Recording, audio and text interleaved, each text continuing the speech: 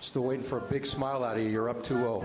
What's the story? Are you not happy, or you're only half happy, or? Still to be happy about. You're up 2-0. Job's not finished. Job finished? I don't think so. Welcome, ladies and gentlemen, to Rick's Blazin Takes. You could have been anywhere in the world, but you here with me. I appreciate that. So without further ado, let's get right into it. Yo, SimWorld, what's up? What it do? Another episode coming to you live and direct. Rick Blaze. Thanks for tuning in to Blazin Takes. You could be anywhere in the world, but you're right here with me. And I want to get into it. Before I get into part 2 of the shiny new car theory, SimWorld Prep starting our voting for our All-Star extravaganza coming up in August. That voting starts on tomorrow. Now, I know that we understand as soon as we put this together and have the players to vote, we knew immediately there would be more biases based on friends and relationships and how cool y'all are, and not necessarily based on talent. So the votes are cool. We know that you're going to do your thing, but just know that your vote may not be the last say-so on whether a player gets into the SimWorld Prep showcase or not, because we understand how the game goes. I know your cousin plays on the other team, and I know he's averaging 4 points a game, but everybody need to see him play. I get it. I know you're going to vote for him. You're going to have your players to vote for him. You're going to have the other friends vote for him. I get it. But little JJ not going to make it this year, baby. I don't care how many times y'all stuff that ballot. The person actually has to qualify. He actually has to have the numbers to say, you know what, this does make sense. So keep that in mind. It would be a really good idea if you guys would dig deep and really look at the landscape of the league and really look at those players who really been putting in work and really deserve an opportunity in the voting process. And I'll leave it at that. All right, so part 2, we talked about it on yesterday. We talked about the shiny new car theory, which is what a lot of teams, probably a lot of coaches is doing right now. You got the new recruits coming in, and they doing pickup games, 3-on-3s, 5-on-5s, and a lot of coaches are going crazy. Like, yo, this person, that person, this person on these new recruits. Cool. But I wanted to bring in part 2 of what I started talking about on yesterday was there's players on the team, on teams currently that's worth drooling over. There's players on the teams currently that's worth really giving a look. These guys already been in the system. These guys already got their feet wet. These guys already belong on the team. And I don't know if they're going to remain on that team for the next season, but these guys are the ones I will be looking out for coming next season, because not only can they make an impact, but they can make a huge impact regardless of where they go. Well, I take that back, assuming they go in the right system to feed their skill set. Coaches, that's going to be super, super important. We're not just collecting players like you collect cars or like you collect freaking Legos. Like, you want to get players that's going to play within the system that you plan on running. First of all, you need to have a system in place. Have a system in place that you plan on running, and then get the players that's going to fit that system. Don't get the players that have the biggest name. Get the players who have the biggest game in that system. All right, enough of that. So yesterday I talked about Jay Lutz at number 10. Running Shanahan, number 9. Running Shanahan, by the way, had 12 points in 11 minutes last night. I'm trying to tell y'all what I know. Juka G at number 8. Jamani Baxter at number 7. And then Huncho Hallway at number 6. Today we're going to get into the 5 through 1. And not only am I going to get a 5 through 1, but each player from 5 through 1, I'm going to also give you their player comp ceiling. Now, this is the high I think this person can go. Will they reach it? I have no idea. But this is what I see their gameplay looks similar to when I watch them play, and this is how the greatest I can think these players can go. All right. At number 5, I'm going to go with Isaiah James from Beasts of the East. Isaiah James from Beasts of the East is a really, really good player. I feel who hasn't gotten a lot of time because, again, there's a lot of things going on. He came in later on in the season. He's not. He's played most of the game. I'll take that back. But he's not. He's jockeying for time because he's behind these guards for that. But Isaiah James, standing 6'4", 197 pounds, now averaging about 5 points a game, almost 3 rebounds, and an assist as well. He's shooting He's shooting 28% from the three. He's not shooting great from the three right now. But I think that can improve. It's not because he doesn't have a good shooting stroke. I think he's a rhythm shooter. So my comfort for Isaiah James, he plays defense. He plays defense. He can shoot the ball. He's 6'4". He's probably going to grow into maybe a 6'5" rangy type player. So you might can put him a little bit on the wing, a little bit on smaller guys. My comfort for him is Kerry Kittles. A guy that can do a little bit of everything. Can't really get his own shot off, not much of a ball handler, but if you give him the ball in his space, he can load up and shoot the rock. If you put him on a defender, he can hold his own against a defender. He can get some steals per game. I see him as a Kerry Kittles type player. You put him on you give him a nice point guard that's going to give him the rock in his position, in the space, in his shooting pocket. He can really do some damage, and he's going to be able to hold and guard the other guards on the other end. He can hold his own that way. So coming in at number 5, Isaiah James, player to look out for next season. My comfort for him is Kerry Kittles. All right, and guys, I might say some of my newer players. I might say some names you guys don't know. Good, this is a lesson we teaching here in SimWorld. Go ahead, check out Kerry Kittles if you don't know who he is, and then get back to me. All right, coming in at number 4.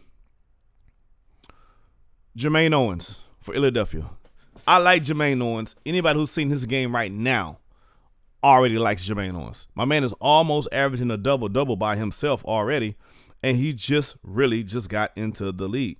Jermaine Owens from Philadelphia, 6'9" guy, 235 pounds, 16-year-old. He's already averaging 10 points and 9 rebounds. I mean, he's already walking double-double.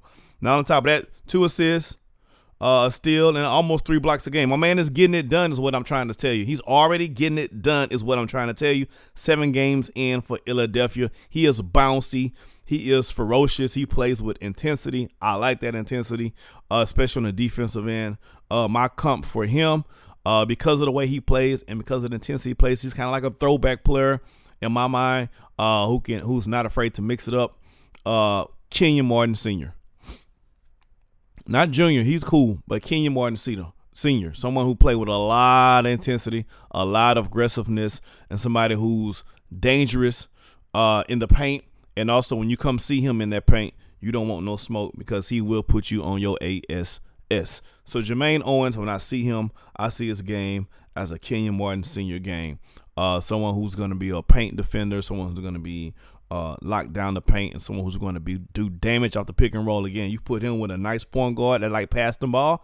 Can you imagine a Kenyon Martin Sr., a Jason Kidd, Kenyon Martin? Hold that thought, as a matter of fact. But can you imagine throwing him those lobs? It's going to all come to fruition in just a minute. I promise you. So at number 4, I got my man Jermaine Owens coming in as a player to watch for next season. Coming in at number 3, we're getting hot and heavy, baby. We're getting down to it. Coming in at number 3, Zay Gore. I didn't have Zay Gore this high a few days ago.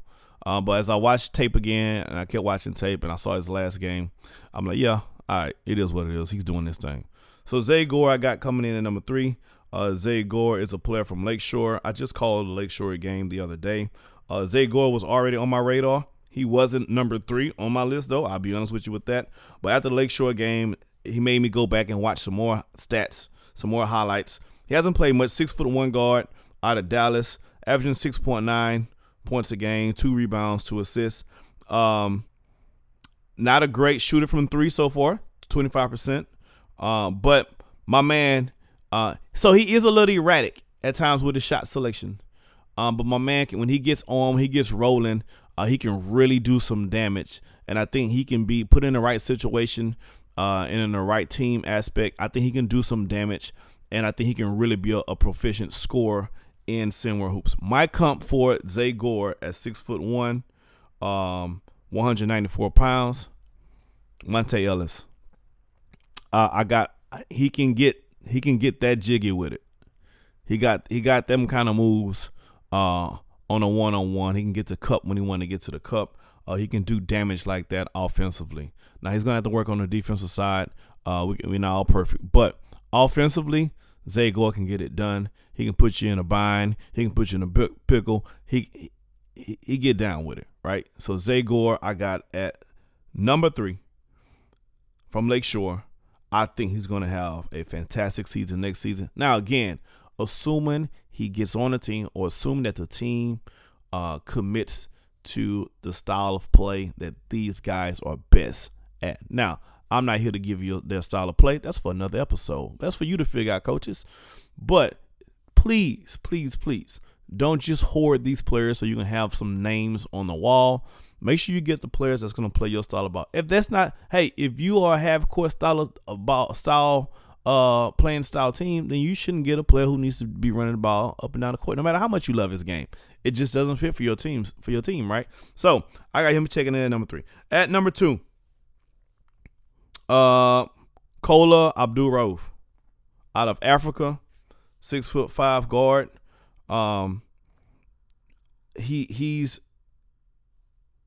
He's really raw right now. Offensively, he's really raw right now. But he knows the things he does well. He's an unselfish passer, so he's a pure point guard. He's a pure point guard in that sense. He's looking to pass the ball first. And what I really like about it, he knows how to use his body well. And use the angles well to get the shots he need, to get to the drives that he need. Even when he misses his shots, he knows how to grab his own rebound and put it back up. So he knows how to use his body well. 6'5", 191 pounds. My man is just solid, super, super, super solid type of guy. As far as the build, again, averaging 6 points, almost 7 points a game. 3 rebounds, 2.5 assists a game. Shooting terribly, so he needs to work on his jumper. Not a consistent jump shot shooter at all. Again, offensively, he's still kind of raw as far as shooting wise, but everything else he's pretty good at. My comp for him is Asen Kidd. Again, my comp for Kola is Asen Kidd, not Jason Kidd, because he don't have the J yet. He got to work on getting the J. So my comp for him is Asen Kidd. Once he gets the J, he can't be Jason Kidd.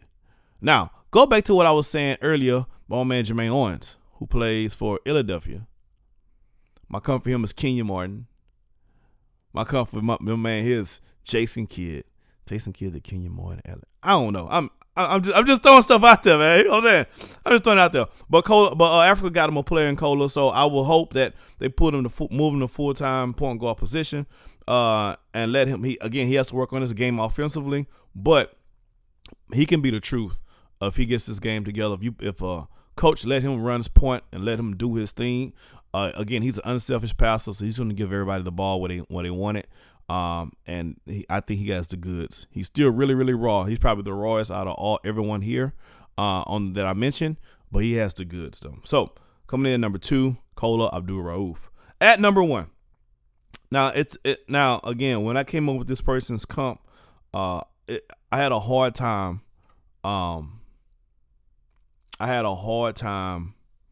Really just sitting with. I had to sit on that because I was like, no, I only do comps that high like that. Like this, when you talk about talent, forget what accolades and all those things. When you talk about talent, talent is something that these people have embedded in them. Now, whether they see their full potential or not is a whole different conversation. But the guy I'm talking about has a lot of talent, and he's probably has the biggest ceiling out of these 10 people that I've mentioned. And I think he can be a bona fide superstar if he get the opportunity. And that guy's Kasim Porter Jr. Kasim Porter Jr. coming in at 6'3", 178 pounds, averaging 8 points, 1 rebound, 2 assists a game, shooting 62% from the 3-point line. He's already showing signs of greatness right now. I think if he gets the opportunity to next season to play full-time point and gets those minutes in, I think he can be a beast. No pun intended. My comp for him, again, I came up with this comp and then I took it off this comp and I went and watched some more tape, and I didn't want to settle on this comp. I was like, man, that's a little too high. I wasn't really comfortable with that comp, but the more I watched, I just couldn't deny it. It is what it is. So my comp for him is Stephon Marbury. That's a very high comp. Would he reach the ceiling? I have no idea, but he has the goods though. He can do it. He attacks. He's very mature as a player with the ball. He's kind of like, not like Kola. Kola's kind of immature as far as, well, let me rephrase. Kola is raw. So he's very mature. He's like, he already knows his positions. He already knows the ways he needs to be on the court. He already knows where his shooting pocket is. He already knows where he can do damage at. Very athletic guy. Seems to be really smart with his decision making so far. Unselfish at times, but he can take over the ball offensively as well. Really, really, really, really, really good guy. Can be really dangerous, man. My man, Beast got him one. Got him a couple, as a matter of fact. Can be really dangerous next season. Really dangerous. Can lead the league in scoring and possibly lead the league in assists at the same damn time. He has that kind of talent, Kasim Porter Jr. That's Stephon Marbury is his comp. That's what it is, man. So those are my 5 through 1. Let me know what you guys think. Did I miss somebody? It's possible. Do you agree with my takes? Maybe, maybe not. Put it in the Discord, man. I'm gonna holler at y'all tomorrow.